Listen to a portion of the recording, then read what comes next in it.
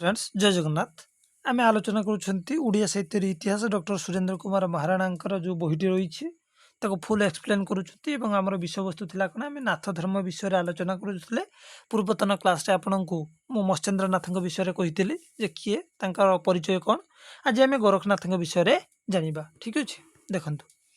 सिद्ध गोरखनाथ मत्स्येन्द्रनाथ शिष्य थे जो मत्स्येन्द्रनाथ को देखिले शिष्य थे किए सिद्ध गोरखनाथ मत्स्येन्द्रनाथ शिष्य थे ठीक अच्छे तो मत्स्येन्द्रनाथ शिष्य थे कि गोरखनाथ तेणु अलौकिक विभूति अधिकारी होती प्रथम नाथ सिद्ध भाव में ग्रहण कराए जेहेतु यहाँ बहुत अलौकिक शक्ति था तेणु यहाँ प्रथम नाथ सिद्ध भाव में ग्रहण कराए क्या गोरखनाथ को नेपाल से नेपाल सिद्ध भाव में परिचित यहाँ क्वेश्चन पड़ो जे नेपाल सिद्ध भाव में किए परिचित किए ना गोरखनाथ ये दी चार्टा देती कि तुमको मन रखार अच्छे गोरखनाथ को ही नेपाल सिद्ध भाव में ग्रहण कराए ठीक अच्छे नेपाल देशर एक किंवदंती अनुसार से सत्य जुगे पंजाब रे जन्मग्रहण करते नेपाल जो किंवदंती रही से जो किंवदंती अनुसार गोरखनाथ जी सत्य जुगे पंजाब रे जन्मग्रहण करते कौन करते ना से 200 वर्ष कौन करते ना से 200 वर्ष रु अधिक काल जीवित थिबार विश्वास कराए एवं विश्वास कराए कौन ना से 200 वर्ष रु अधिक जीवित थे किए से गोरखनाथ एवं डॉक्टर दलगोविंद शास्त्री देख किए कौन कही डॉक्टर दलगोविंद शास्त्री कौन कहते विषय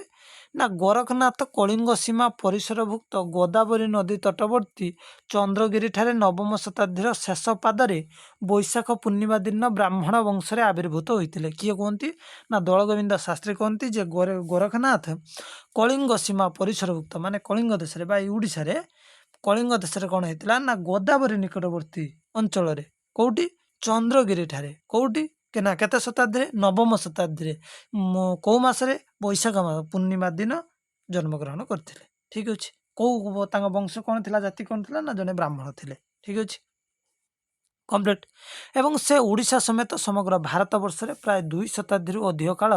नाथ धर्मर प्रचार कर द्वादश शताब्दी प्रथम भाग में देहत्याग कर संभव यह विश्वास कर 200 वर्ष अधिक काल जीवित थे 2 शताब्दी धरिकी से नाथ धर्म को प्रचार करते ठीक अच्छे ए नाथ धर्मर क्रम विकास पृष्ठांग नंबर 253 आपरे ठीक अच्छे तेणु गोरखनाथ कृत तेणु गोरखनाथ कृतर संस्कृतर जो रही सिद्ध सिद्धांत पद्धति बही सब देख गोरखनाथ कौन लिखिं सिद्ध सिद्धांत पद्धति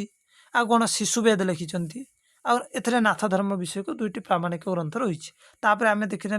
मत्स्येन्द्रनाथ और गोरखनाथ को देखने नेक्स्ट क्लास आम नाथ साहित्य कौन देखा शिशुवेद कौन एक सब आम आलोचना करवा गोटे पर गोटे छोट छोट क्लास मु बेसी क्लास लंबा करी ना।